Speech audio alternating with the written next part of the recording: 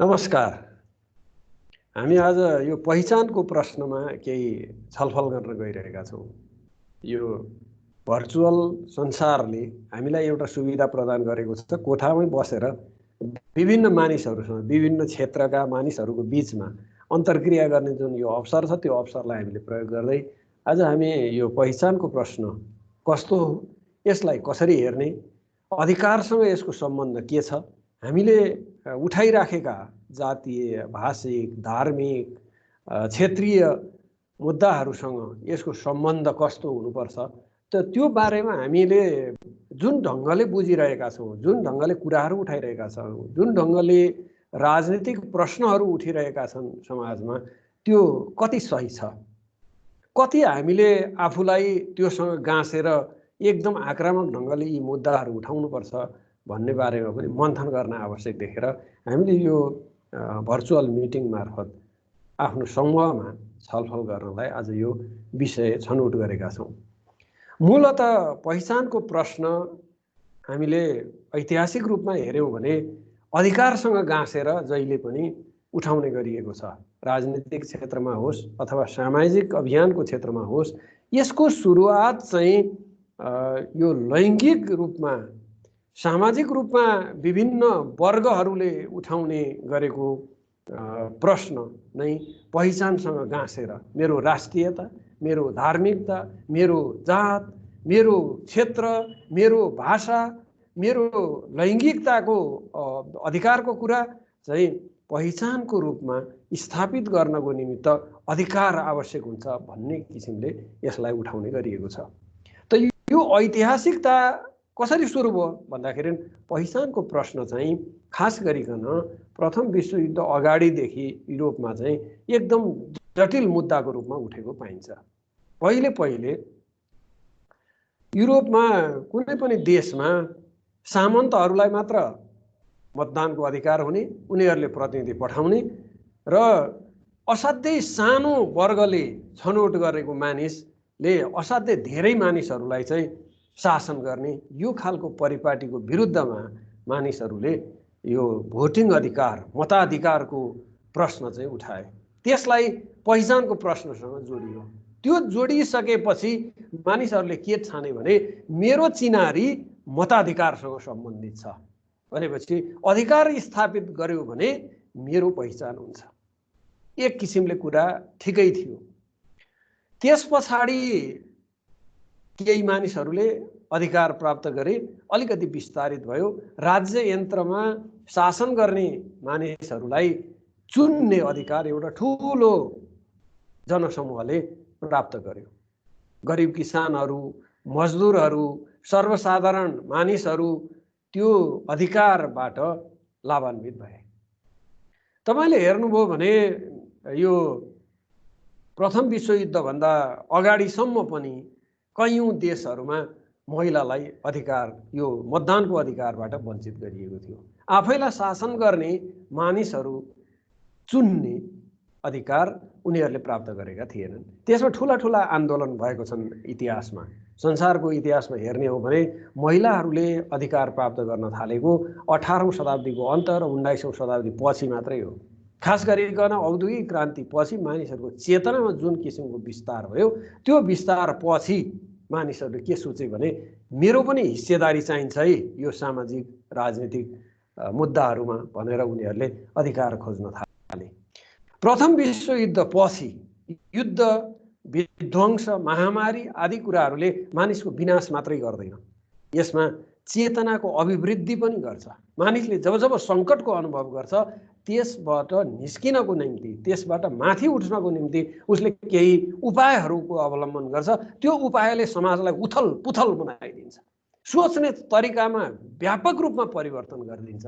यही व्यापक परिवर्तनको परिणाम स्वरूप राज्यका संरचनाहरू परिवर्तन हुन्छन्, सामाजिक मान्यताहरू परिवर्तन हुन्छन्, समसामयिक कानुनहरूमा परिमार्जन गरिन्छ, सामाजिक मूल्य मान्यताहरूमा परिष्कार गरिन्छ, धार्मिक र सांस्कृतिक कुराहरूको परिवर्तन गरिन्छ। त यो परिवर्तनको प्रक्रिया समाजमा यसै गरी चल्छ। र यो दबाब दिने समूह मध्ये लैङ्गिकताको कुरा पछिल्लो समयमा असाध्यै पेचिलो बनेर आयो। जब भूगोलको कुरा समाधान हुँदै गयो, देशका विभिन्न सीमाहरू निश्चित हुँदै गए। त्यसो भइसकेपछि राज्यहरूको पहिचानको प्रश्न त हल भयो। त्यसपछि समाजभित्रका जातीय, लैङ्गिक, क्षेत्रीय आदि कुराहरू चाहिँ उठेर आउन थाले। मेरो क्षेत्र पिछडी हो, त्यसो भएको हुनाले मलाई राज्यमा हिस्सेदारी चाहियो भन्न थाले पिछडिएका क्षेत्रका मान्छेहरूले। मेरो लैङ्गिक आधारमा मलाई पछि पारियो, त्यसो भएको हुनाले मलाई अधिकार चाहियो, म पनि अगाडि बढ्न चाहन्छु भनेर महिलाहरूको अधिकारको कुराहरू उठे। वर्गीय आधारमा थिचिएका, पीडिएका, शोषित, पीडित मजदुर वर्ग, किसान वर्गका मानिसहरू जुर्मुराएर उठ्न थाले। त्यहाँ पनि राजनीतिक संलग्नता बढ्दै गयो र उनीहरूले के भने अब किसान पनि शासन अधिकारको प्रश्नमा अगाडि बढ्नुपर्छ, हामीलाई अधिकार चाहिन्छ। किसानहरूले अधिकार माग्न थाले। मजदुरहरू उत्पादनका हतियार हामी हौँ, त्यसो भएको हुनाले हामीलाई पनि अधिकार चाहिन्छ, मजदुरहरूले अधिकार माग्न थाले। त यसरी अधिकारको प्रश्न जाति, भाषा, धर्म, लिङ्ग, वर्ग योसँग विभाजित हुँदै अगाडि बढ्यो। अब अहिले हामी कहाँ उठिरहेको एकदमै धेरै उठिरहेको प्रश्न चाहिँ लैङ्गिकताको प्रश्न छ। यो लैङ्गिकताको प्रश्नले हामीलाई समान अधिकार चाहिन्छ, यति प्रतिशत हिस्सा चाहिन्छ, यस्तो खालको कुराहरू चाहिँ महिला दिदीबहिनीहरूले गरिरहनु भएको छ। एक किसिमले हेर्ने हो भने पुरुषहरूको संलग्नता राजनीतिक सामाजिक रूपमा जति अगाडि छ, महिलाहरू त्यति अगाडि छैनन्। उनीहरू पिछडिएका छन्, पछाडि परेका छन्।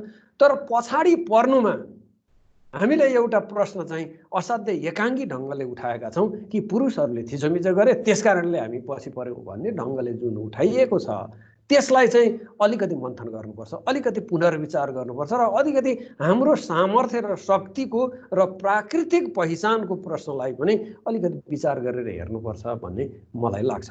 किन यस्तो कुरा छ भन्दाखेरि जस्तो हामीले संसदमा प्रतिनिधित्वको प्रश्नलाई असाध्यै पेचिलो बनाएर उठायौँ संविधान निर्माणताका। त्यो प्रश्नले के गर्यो भन्दा निश्चित प्रतिशत महिलाहरूको प्रतिनिधित्व ती क्षेत्रहरूमा हुने भनेर राजनीतिक रूपमा 33% महिलाको प्रतिनिधित्व हुनुपर्छ भनेर उठाइयो। संसदमा प्रमुख र उपप्रमुख मध्ये एकजना महिला हुनुपर्छ भनेर उठाइयो। स्थानीय सरकारमा त्यही हुनुपर्छ भनेर उठाइयो।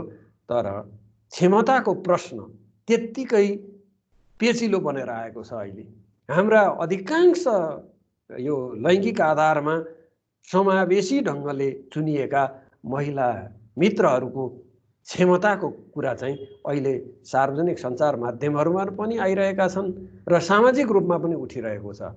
असाध्यै कम महिलाहरू विभिन्न मुद्दाहरूमा छलफलमा भाग लिने, निर्णायक तवरले छलफल गर्ने प्रश्नहरूमा उहाँहरूको सहभागिताको अवस्था हेऱ्यो भने निकै प्रश्नवाचक छ। त यसरी प्रतिनिधित्व गराएर मूल्यवान प्रतिनिधित्व हुन्छ कि हुँदैन, पहिचान स्थापित हुन्छ कि हुँदैन? यदि महिलाहरूले यसै ढङ्गको प्रस्तुति गरिरहने हो, आफ्नो क्षमता यही अवस्थामा राखिरहने हो भने भोलि यसमा पुनर्विचार हुन सक्छ। त्यसैले हामीले कुरा उठाएर मात्रै होइन, आफूलाई उठाउने ढङ्गले वैचारिक रूपमा, अध्ययनगत रूपमा विश्वलाई, समाजलाई, राजनीतिलाई गाइड गर्ने सामर्थ्यको रूपमा पनि आफूलाई अगाडि बढाउनु पर्छ। आफूलाई अगाडि बढाउनु पर्दो रहेछ, माथि उठाउनु पर्दो रहेछ, चैतन्यको कुरा पनि माथि उठाउनु पर्दो रहेछ भन्ने प्रश्न उठिरहेको छ। म यहाँहरूलाई उदाहरण दिन चाहन्छु। कयौँ हाम्रा मित्रहरूले गत केही एपिसोडहरूमा चाहिँ यो कन्यादानको प्रश्न सांस्कृतिक रूपमा असाध्यै अन्यायपूर्ण, असाध्यै विभेदकारी र यो त्याज्य छ भनेर उठाउनु भयो। त्यसको विकल्प के त? हामीले प्रश्न गरेको थियौँ उहाँहरूसँग, उहाँहरूले उठाएका कुराहरूमा हामीले त्यसबेला व्यापक रूपमा छलफल गऱ्यौँ। मलाई के लाग्यो भने हामी कुरा त उठाउँछौँ, तर त्यसको बैठान कसरी हुनसक्छ भन्ने उपायको बारेमा चाहिँ चिन्तन गरिरहेका हुँदैनौँ। एकजना मित्रले भन्नुभयो धर्मशास्त्र व्यापक परिवर्तन गर्नुपर्छ। परिवर्तन गर्ने कसले? एकजनाले गरेर हुन्छ र?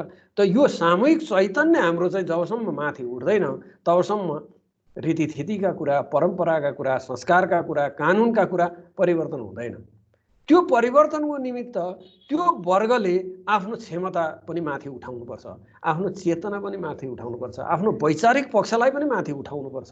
यदि त्यो उठाइएन र जहाँसुकै जुन लेभलमा छ त्यही लेभलमा छोडियो भने हाम्रा पहिचानका मुद्दा कानुनी रूपमा स्थापित हुन्छन्, तर सामाजिक रूपमा हामी त्यसलाई माथि उठाउन सक्दैनौँ।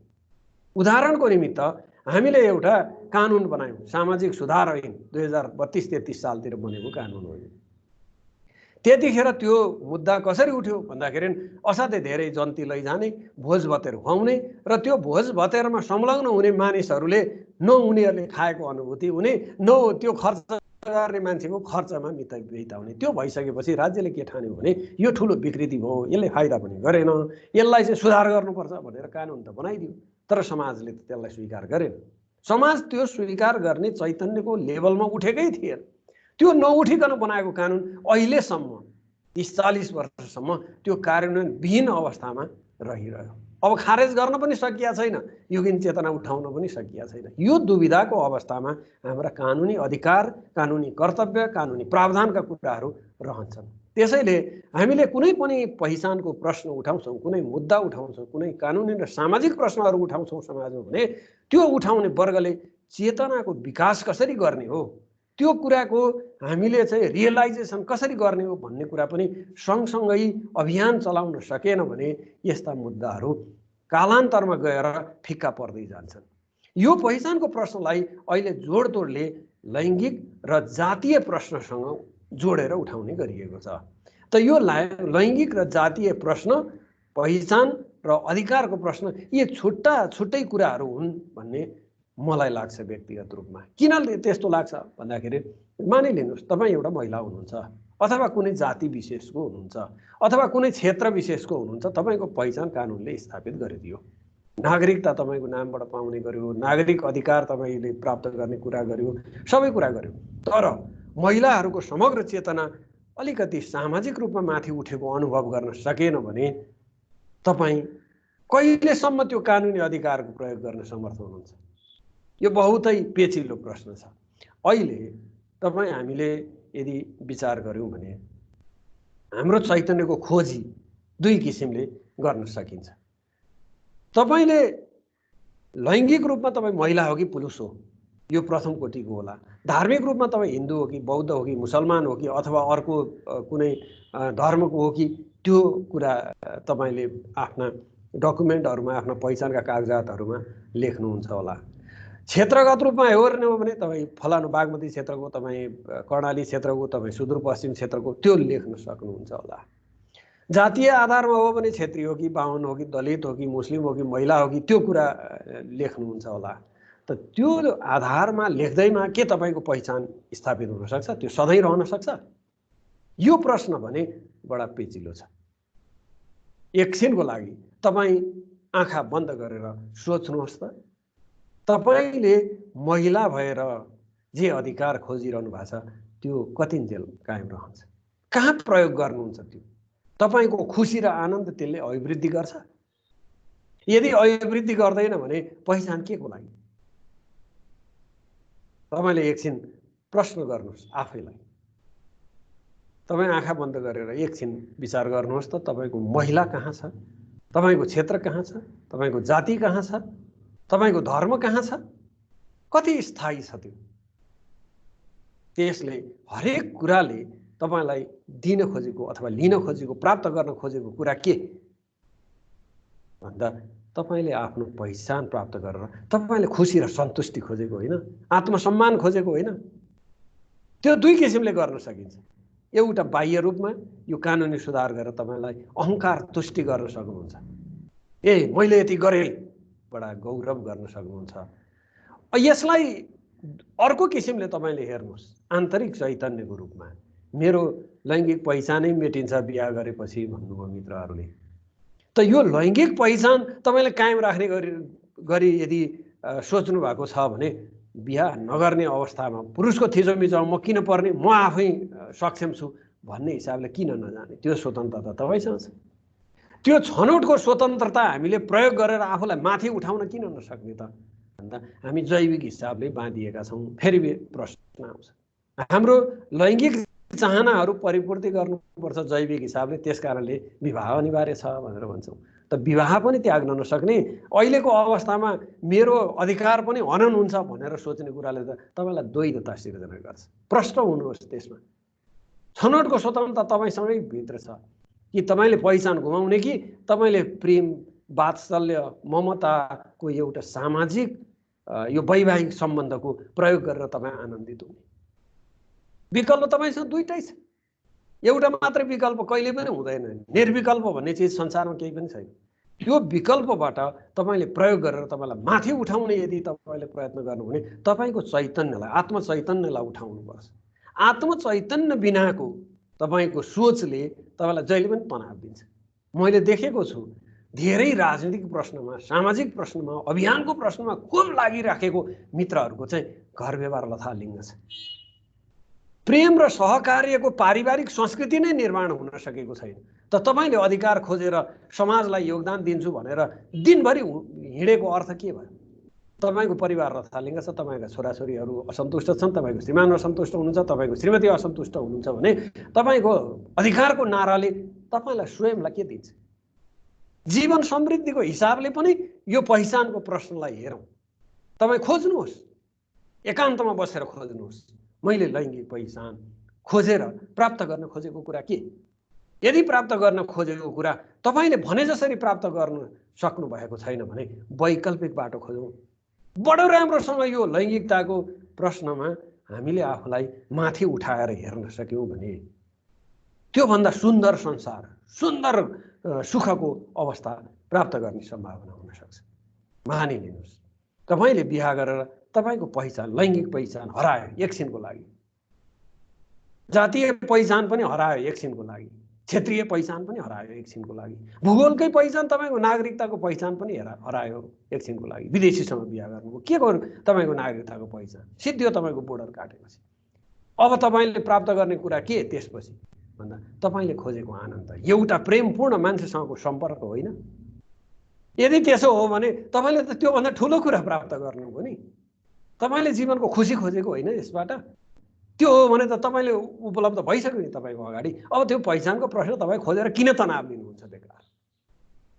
हो, यसरी पनि हामी आफूलाई वैकल्पिक रूपमा त्योभन्दा माथिल्लो खुसीमा रूपान्तरण गर्न सक्छौँ। यो प्रश्न रूपान्तरणको हो। यो प्रश्न चाहिँ पहिचानको खोजी मात्रै होइन, पहिचानले तपाईँलाई रूपान्तरित गरेर माथि उठाउँछ कि उठाउँदैन? यदि उठाउँदैन भने तपाईँको पहिचानको खोजीले तपाईँलाई तनाव दिन्छ भने, तपाईँलाई दुःख दिन्छ भने, तपाईँलाई त्योभन्दा तल झार्छ भने त्यो पहिचानले तपाईँलाई कुनै अर्थ राख्दैन। भगवान बुद्धले के भन्नुहुन्छ भने सबै कुरा संसारमा अस्थायी छन्। त यो अस्थायी कुराहरूको पछि लागेर हामीले जुन तनाव बेहोर्छौँ त्यसले त जीवन विकासमा त कुनै सहयोग गरेको रहेछ। यदि तपाईँको जीवनलाई माथि उठाएको छैन भने, सुख शान्ति आनन्द प्रसन्नता सम्पन्नतातिर यदि लगेको छैन भने तपाईँले जीवनभर लडेर त्यो दारुण अवस्था भोगेर तपाईँले गर्न खोजेको कुरा के? त्यसरी यदि हेरियो भने पहिचानको प्रश्न चैतन्यको प्रश्नसँग गाँसेर हेर्नुपर्ने अवस्था आउँछ। लैङ्गिक, जातीय, धार्मिक, क्षेत्रीय अथवा भूगोलको टेरिटरी मात्रै नभएर तपाईँको आत्मचैतन्यको अवस्थालाई एउटा विश्व मानवीय चैतन्यको रूपमा माथि उठाउने एउटा अवसरको रूपमा त्यो प्राप्त गरिसकेपछि यस्ता सानातिना कुराहरू चाहिँ स्वाभाविक रूपमा तपाईँलाई उपलब्ध हुन सक्छ। म तपाईँलाई एउटा उदाहरण दिन चाहन्छु। तपाईँले यदि आध्यात्मिक सन्तहरूलाई हेर्नुभयो भने, ठुला समाजसेवीहरूलाई हेर्नुभयो भने, अथवा ठुला राजनेताहरूलाई हेर्नुभयो भने, हामीले अहिले भूगोलमा जे जस्ता मानिसहरू नेताको रूपमा मानिरहेका छौँ तिनीहरू त आसेपासे यसो अलिकति नायकत्व गर्ने, एउटा झुन्ड जम्मा गर्ने नायकहरू, नायिकेहरू हुन्। तिनीहरू बिचराको कुरा नगरौँ। जसले राज्यलाई आफ्नो विचार एउटा कल्याणकारी धारमा हिँडाउन समर्थ भए त्यस्ता मानिसहरूको कुरा गरेको हो मैले। अहिले तपाईँले हेर्नुभयो भने संसारमा अहिले पनि त्यस्ता थुप्रै मान्छेहरू पाउनुहुन्छ जसले आफ्नो जातिलाई, आफ्नो भूगोललाई, आफ्नो धर्मलाई, आफ्नो समाजको रीतिथितिको एउटा न्यूनतम चेतनामा बाँचिरहेको समाजलाई माथि उठाउने काम गरे। त्यस्ता मानिसहरूलाई यस्ता जाति, भाषा, धर्म, वर्ण, लिङ्गको कुनै अर्थ छ र? छैन नि त। तपाईँले पूजा गर्ने भगवानका रूपहरूलाई विचार गर्नुहोस् त। तपाईँले कुनै स्त्री रूपलाई पूजा गर्नुहुन्छ, कुनै पुरुष रूपलाई पूजा गर्नुहुन्छ। त्यो पूजा गर्ने अवस्था कसरी प्राप्त गरे उनीहरूले? हामीले देवी भनेर पूजा गर्छौँ, भगवती भनेर पूजा गर्छौँ, सरस्वती भनेर पूजा गर्छौँ, होरेस भनेर पूजा गर्छौँ, एन्जेल भनेर पूजा गर्छौँ। यी विभिन्न स्त्री र पुरुष आकृतिहरू मानेर हामीले पूजा गरिरहेका छौँ। ती पूजा गर्ने स्वरूपहरू पनि आखिर मानव नै रहेछन्। किन ती मान्छेहरूलाई पूजा गरेको? यत्रो प्रशंसा किन गरेको? हामीले सीतालाई किन हामीले देवी मानेको? किन राधालाई हामीले चाहिँ एकदमै पूज्य मानेको? किन श्रीकृष्णलाई पूज्य मानेको? किन रामलाई पूज्य मानेको? किन बुद्धलाई पूज्य मानेको? किन होरेसलाई पूज्य मानेको? किन भर्जिन मेरीलाई पूज्य मानेको भन्दा तपाईको आस्था र श्रद्धा उनीहरूका कामबाट, उनीहरूका काम गराइबाट तपाईको चेतनालाई जुरुङ्ग पारिदिन्छ। तपाईँ तिनीहरूको नाम सुन्दा साथ जुरुक उठ्नुहुन्छ। आह, त्यस्तो मान्छे त त्यो बन्ने चैतन्यभित्र तपाईँभित्र छ नि त। तपाईँसँग सम्भावना छ। त्यो किन नउठाएको? यदि त्यो उठाउनेतिर लाग्यो भने तपाईँले भोट माग्नै पर्दैन नि। हामी तपाईँलाई चुन्न चाहन्छौँ, जनताले भन्छ, नेताले भन्छ, त्यो मान्छेलाई अब यहाँ ठाउँमा ल्याउनुपर्छ। त यो उदाहरण तपाईँ हाम्रो समाजमा पनि थुप्रै मानिसहरू छन्, उनीहरूलाई वास्तै छैन म स्त्री हुँ कि पुरुष, मतलबै छैन। त यो काम चाहिँ हामी चैतन्य उठाएर गर्न सक्दा रहेछ। तपाईँ यदि सामान्य हुन चाहनुहुन्छ भने तल्लो स्तरको पहिचान होइन, माथिल्लो पहिचान खोज्नुहोस्। यदि तपाईँ सामान्य लैङ्गिक आधारको कुराहरू खोजिरहनु भएको छ, जातीय आधारको कुरा खोजिरहनु भएको छ, क्षेत्रीय आधारको कुरा खोजिरहनु भएको छ, भौगोलिक सीमाको आधार खोजिरहनु भएको छ भने मानवीय रूपमा तपाईँको सेवा र कर्मलाई अलिकति माथि उठाइदिनुहोस् त तपाईँलाई पूजा गर्ने मानिस हजारौँ देखा पर्छन्। किन त्यो तपाईँ जीवनमा तनाव लिइरहनु? तपाईँको पहिचान त त्योभन्दा ठुलो, आहा मानव सेवाको एउटा उदाहरणीय मान्छे भनेर हामी कयौँ माझीहरूलाई, कयौँ स्वामीजीहरूलाई, कयौँ देवीहरूलाई, कयौँ पूज्य समाजका सुधारकहरूलाई पूजा गरिरहेका छैनौँ। त्यो सामर्थ्य तपाईँ हामी जस्तै यस्तै मांसपिण्डको मानिस होइन र? त्यसरी पनि त हेर्न सकिँदो रहेछ नि।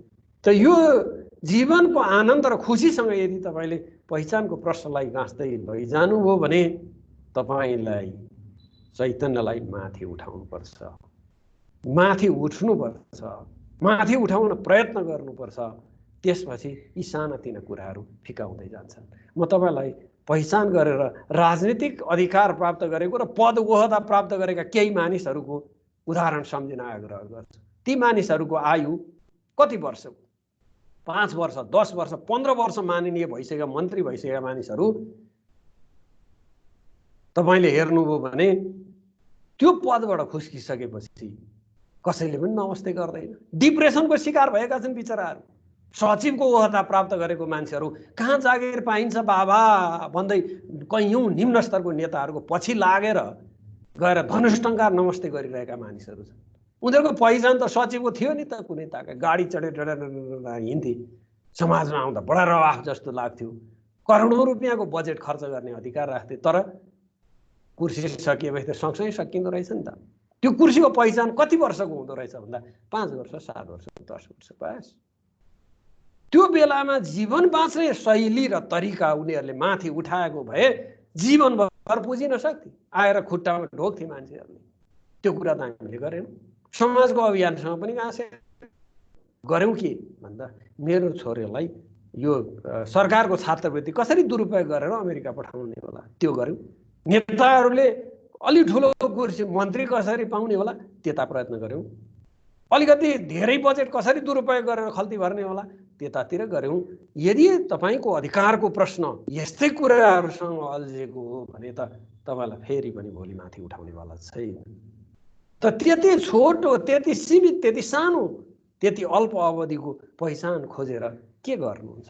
आफ्नो चैतन्यलाई माथि उठाउनुहोस्, विस्तार गर्नुहोस्, मानवीय भावनाभित्र रहेर काम गर्नुहोस्, मानवीय चैतन्यमा आफूलाई माथि उठाएर विस्तार गर्नुहोस् त तपाईँ जन्मभर पूज्य हुन सक्नुहुन्छ।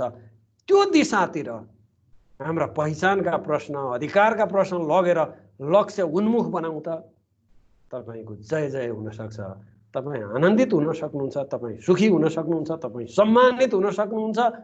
जन्म जन्मभर मात्रै होइन, विभिन्न जन्म जन्मान्तर सयौँ हजारौँ वर्षसम्म तपाईँ सम्मानित हुन सक्नुहुन्छ। त्यो मानवीय चेतनाको विकास कसरी गर्ने त्यो उपाय यो पहिचानको प्रश्नमा छलफल गर्दा हामीले खोज्नुपर्छ भन्ने मलाई लाग्छ। यदि त्यसो गरिएन भने हामीलाई यो पहिचानको प्रश्नले कहीँ पनि पुर्याउनेवाला छैन, तपाईँलाई तनाव दिनेवाला छ। तपाईँ असाध्यै अल्पकालीन उपलब्धिमा एकैछिन नाच्नुहुन्छ, त्यसपछि त फेरि तपाईँको तनाव सुरु भइहाल्छ। त्यो तनाव कहाँ गएर टुङ्गिन्छ थाहा छैन, तपाईँको जीवनलाई कता पुर्याउँछ थाहा छैन। किनभने एउटा कुरा तुष्टि भइसकेपछि भौतिक अवसरका खोजी गर्ने मान्छेहरू अर्को कुराहरूको खोजी गर्न बाध्य हुन्छन्। त्यो प्राप्त भएन भने फेरि त तनावले तपाईँलाई घर गरिहाल्छ। तनावको चरित्रै त्यस्तो छ, तपाईँको जीवनमाथि उठ्दैन। जीवनमाथि उठाउने हो भने पहिचानको प्रश्नलाई तपाईँ चैतन्यसँग गाँसेर लगेर हेर्नुहोस्, मेरो चैतन्य कहाँ पुग्यो भने मेरो पहिचान कुन रूपमा स्थापित हुन्छ। जातिबाट मान्छे, मान्छेबाट महत्त्वपूर्ण मान्छे, एउटा बृहत संसारलाई सेवा सुविधा र सोचमा ज्ञानमा माथि उठाउने मान्छेको रूपमा यदि तपाईँले आफूलाई स्थापित गर्न सक्नुभयो भने मलाई लाग्छ यस्ता साना तिना कुराहरू हामीले सोचेका यी अधिकार, यी दायित्व, यी कर्तव्य आदि इत्यादि कुराहरू सबै एउटा झन्झट जस्तो तपाईँलाई लाग्न सक्छ। तपाईँलाई कुनै महत्त्वका लाग्दै, महत्त्वका के लाग्छ भन्दा मेरो खुसी र आनन्द, मेरो तनाव रहित शान्तिपूर्ण जीवन, समृद्ध जीवन, जो जीवन पर्यन्त बाँचिरहोस्। जीवनलाई प्रेरणा दिएर म यो संसारबाट बिदा हुँ, यस्तो खालको चैतन्यको अवस्थामा तपाईँले उठाउनुभयो भने यस्ता पहिचानहरू ठिनैमिने पहिचान हुन्छन्। भगवान् बुद्धले भन्नुभयो जस्तै यिनीहरू असाध्यै अस्थायी छन्, असाध्यै क्षणिक छन्, एक दशक पनि रहँदैनन्। यी तपाईँले खोजेका पहिचानहरू तपाईँको जीवनसँगै बिदा हुन्छन्। धेरै लामा रहेछन् भने पहिचानहरू तपाईँको कर्मको पहिचान, तपाईँको सुकर्मको पहिचान, तपाईँले प्राप्त गर्ने शान्ति र आनन्दको बाटोको पहिचान यदि मानव कल्याणसँग गाँसेर हेर्न सक्नुभयो भने तपाईँको पहिचान उँचो उँचो सगरमाथाभन्दा पनि उँचो, यो आकाशभन्दा पनि उँचो हुन सक्छ मित्रहरू। त्यसैले त्यतातर्फ पो विचार गर्ने हो कि मलाई यस्तो लाग्छ। तपाईँहरूलाई आफूलाई भित्रबाट झकझक्याएर हेर्नुहोस्। आजको यस कार्यक्रमले यही प्रेरणा प्रदान गर्नेछ भन्ने मैले विश्वास लिएको छु। अब तपाईँहरूका प्रश्नहरू केही छन् भने म ती प्रश्नहरूको उत्तर दिनेछु, अन्यथा मेरो कुरा सकियो। धैर्यपूर्वक सुनिदिनु भएकोमा सम्पूर्ण सहभागीहरूलाई हार्दिक नमन